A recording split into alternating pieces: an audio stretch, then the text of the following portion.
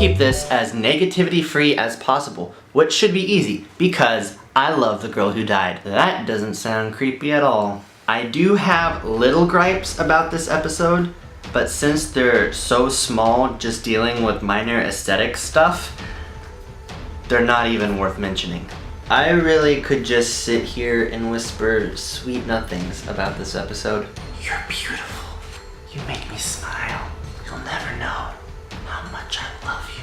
But that would just be weird. I was drawn into this episode from frame one. It's really fun to see bits and pieces of the Doctor's untold adventures. My favorite part from Love and Monsters is that opening sequence when the main guy runs into the Doctor and Rose when they're being chased around. Actually, that's the only good part about that episode.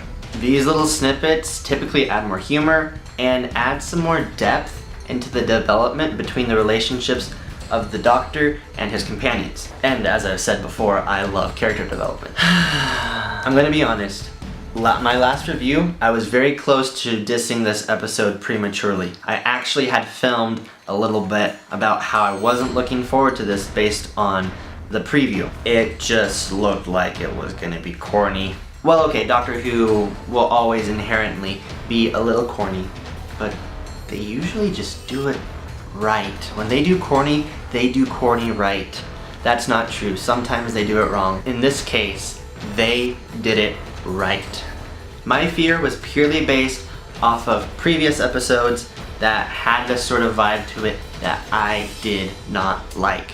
The Robot of Sherwood, not a fan. The Day of the Doctor, I really like, except the parts where they bring it into the medieval times for some reason. It just felt a little bit off.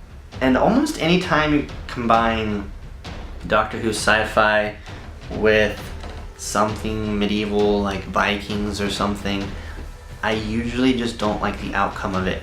In this case, I'm so glad I was wrong. Anywho, the Viking environment was the perfect place to introduce a shielder. I've never watched anything else with Maisie Williams, but I can say she did a brilliant job in this. It's gonna be cool to see where they go with her character. The real highlight for me this time around, someone just texted me. Anywho, the real highlight for me was how they fleshed out Clara's relationship with the Doctor a bit more. She's really had the feeling of a veteran companion from the very beginning of the season, and you see it a little bit more here. I think they brought Clara a step above where most of the other companions have been, and I think that's just because of how well she knows the Doctor without this filter of anything romantic happening, and they're just really dear and honest friends. It's so refreshing. There's no drama happening in the back of your mind wondering, does she fancy him? It's really nice having an older Doctor again. And through that, she challenges him, he challenges her. I'll get into that some more. In the dialogue, okay, well, to be fair, the dialogue in this entire season has been pretty good so far, but it really stuck out to me this time. Probably because this episode takes the time to slow down a bit and it's a bit more of a character story as opposed to the other episodes in this season so far. I do love the fact that they're going with more standalone stories again, but the beauty behind the long story arcs that would happen through the season, mostly with Amy and Rory and a bit with Clara, was the fact that they had a chance to flesh out the characters' personal journeys and their relationships through this long event that kind of showed you how they work things out as people. That's really the best way I can come up with expressing how I feel about it. And the girl who died, the episode, not a shielder, kind of fills in that element a bit more.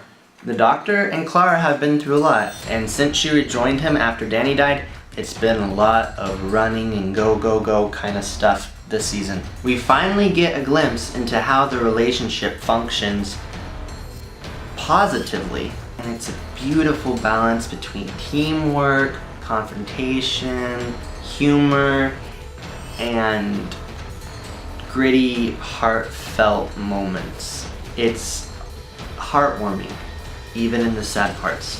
What's so good about being sad? It's happy for deep people. Boom. As far as the plot line goes, it's nothing too elaborate.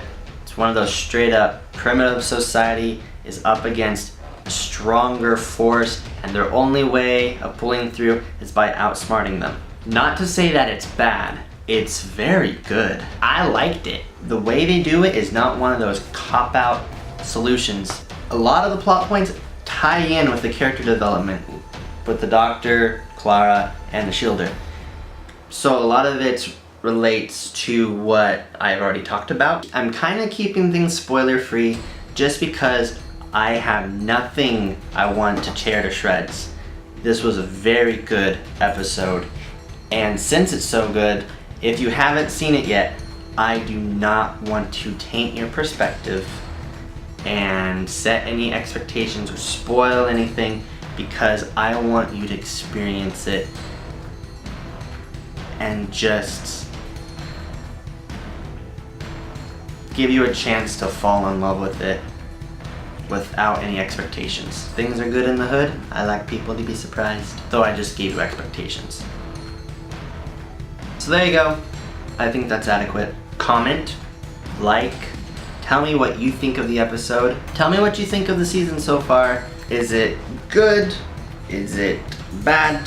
I don't know. Just tell me what your thoughts. What's going through your head in the Whovian world at this point in season 9. I look forward to it.